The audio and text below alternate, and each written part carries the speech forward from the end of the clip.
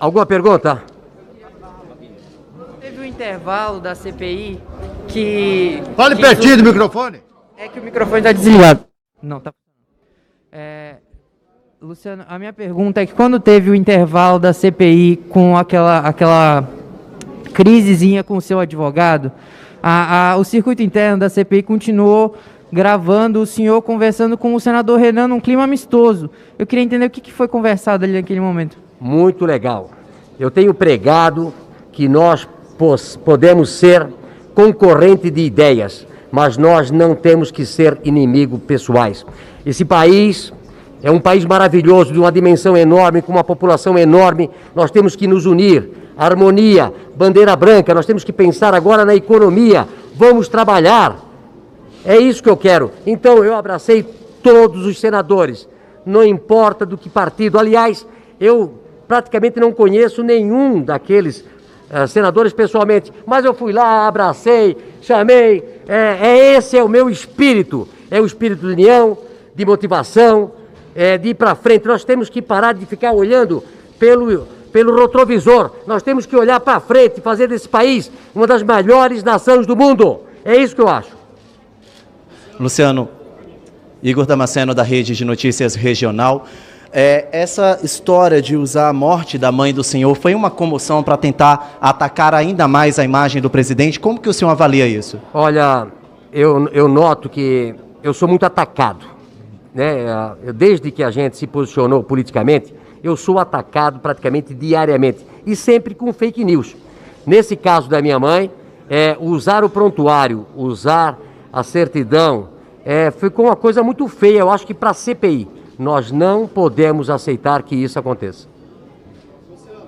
Como é vir à CPI esperar encontrar perguntas coerentes e só encontrar narrativas? Olha, nessa CPI vocês viram, quem estava em casa viu, que eram tudo narrativas, mostravam as coisas e eu queria tempo para poder explicar cada coisa. E no final, quando cada senador pegou o microfone, começaram a dizer que tudo aquilo que eu falei ao contrário, eu tinha aprovado. Ou seja, não tem verdade nenhuma. Na realidade, são narrativas que, segundo alguns senadores, é a tônica dessa CPI. Senhor Luciano, acompanhamos as respostas do senhor e alguns analistas analisaram que o senhor juntou esse material e esses vídeos já serão usados numa disputa eleitoral em 2022. É uma intenção do senhor disputar as eleições em 2022? Olha, eu sou um ativista político. 2022 eu vou pensar o que eu vou fazer. Mas eu acho que boas pessoas, empreendedores, empresários, precisam aprender que nós não vamos mudar esse Brasil sentado no sofá da nossa casa. Nós precisamos ajudar mudando as leis, reduzindo o Estado, a burocracia, fazendo com que esse país cresça, gerando emprego, é o que falta no nosso país. Então, eu vou pensar até o último dia. Não sei quando é que vai isso, vai ser março, abril, né? E fica em aberto a minha possibilidade na vida pública. Pessoal. A pergunta, na verdade, é direcionada para o senador Flávio. Você apareceu, depois que se tornou suplente, apareceu poucas vezes na CPI. Eu gostaria de saber o que te trouxe aqui hoje. Por uma razão muito simples. A CPI, no meu ponto de vista, é uma grande perda de tempo. O que é que de produtivo a CPI está fazendo? Quantas vacinas a CPI botou no braço dos brasileiros? Quantas pessoas a CPI salvou? Quantos balões de oxigênio a CPI levou para Manaus? Quantos respiradores a CPI conseguiu comprar?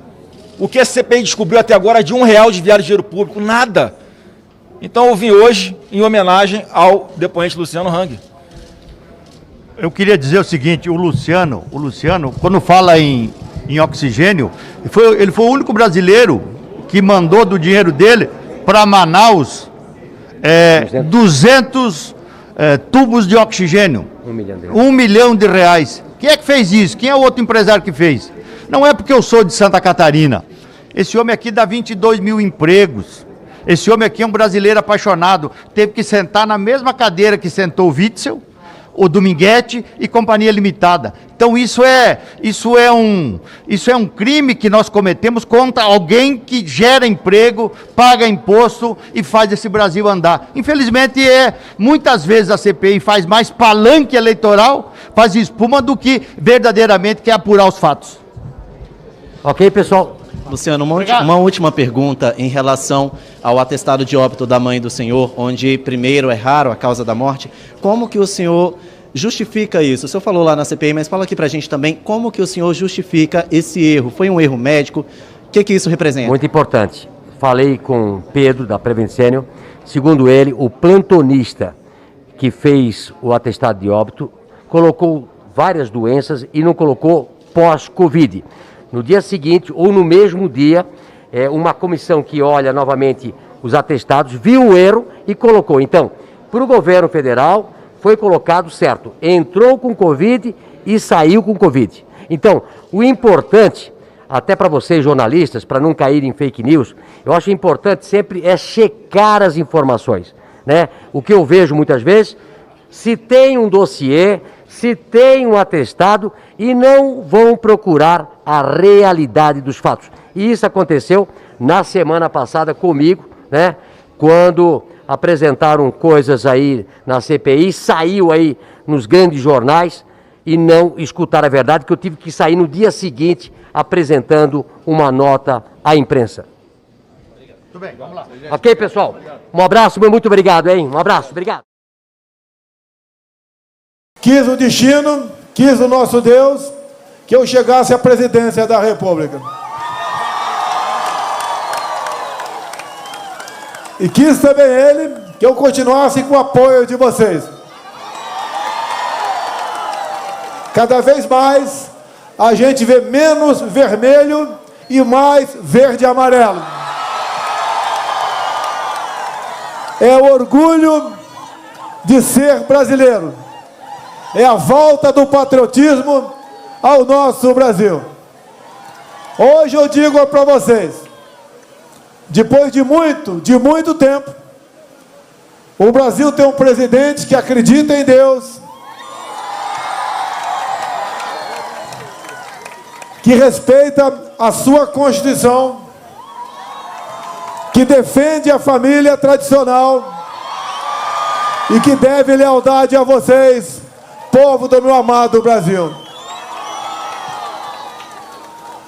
Estamos completando 1000 anos de governo. 1000 anos de governo. 600 anos de pandemia. Aí não. 600 dias de pandemia. Te lamenta por todas as mortes de Roraima, do Brasil e do mundo.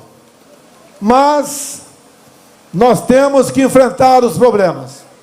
Não podemos simplesmente dizer, fique em casa, que a economia a gente vê depois. Sempre disse que tínhamos que enfrentar o vírus e o desemprego. O governo federal fez a sua parte. Não deixamos colapsar a nossa economia. Atendemos aos mais necessitados. E hoje nós tomamos conhecimento que o número de empregados cresce mês a mês. Hoje foi anunciado mais 380 mil novos empregos no Brasil. Roraima é um estado que teve no verde no tocante ao emprego também. Roraima é um estado pequeno, mas um estado rico, um estado de futuro pelas suas riquezas. E nós começamos a mudar o Brasil desde as últimas eleições. Cada vez mais, apesar dos problemas, nós estamos vendo o nosso Brasil ir para frente. E viemos aqui agora, nesses 1000 dias, apresentar entregas aos senhores. E como disse no evento, lamentavelmente afastado aqui do centro da cidade. E deixei para reforçar aqui o que eu falei de mais importante na reunião de há pouco, agora de manhã. Hoje nós lançamos a pedra fundamental para construir o linhão Manaus-Boa Vista. Roraima, em menos de 3 anos, ficará ligado à rede elétrica de todo o nosso Brasil. Certamente, o progresso se fará acompanhar cada vez mais com essas medidas. E devemos isso ao trabalho, logicamente, do Executivo e de grande parte do Legislativo por vocês. Fizemos isso em conjunto.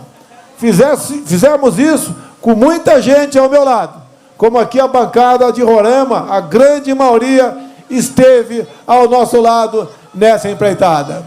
Este linhão, que há mais de 10 anos vocês o esperavam, nós conseguimos agora vencer todos os obstáculos burocráticos que tínhamos pela frente.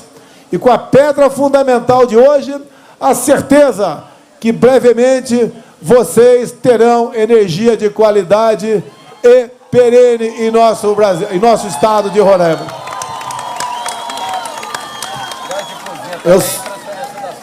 Eu só posso agradecer a Deus pela missão, pela minha vida e por ter um povo maravilhoso que acredita e confia em nosso trabalho. A vocês todos de Roraima, meu muito obrigado mais uma vez. Como acertei agora com o ministro das Minas e Energia, o almirante Bento Albuquerque. Brevemente retornaremos aqui para ver esta obra em andamento. Como espero, no próximo mês, também retornar a esse estado. Eu quero ir na fronteira, eu quero ir em Pacaraima e quero conseguir imagens para mostrar para o povo brasileiro que nós não podemos seguir o caminho da nossa querida Venezuela. Nós queremos liberdade e progresso. Queremos um país onde a liberdade de culto se faça presente, bem como a liberdade de expressão. Um país onde você valoriza a família e valoriza a meritocracia. Não queremos seguir o caminho de outros países, que o seu povo, ao inadvertidamente eleger gente com pensamento de esquerda, lançou-se como um todo no caminho da ditadura, da pobreza, da fome e da miséria. Estamos juntos nessa empreitada. Estou vendo aqui uma bandeira da nossa Venezuela ali do lado.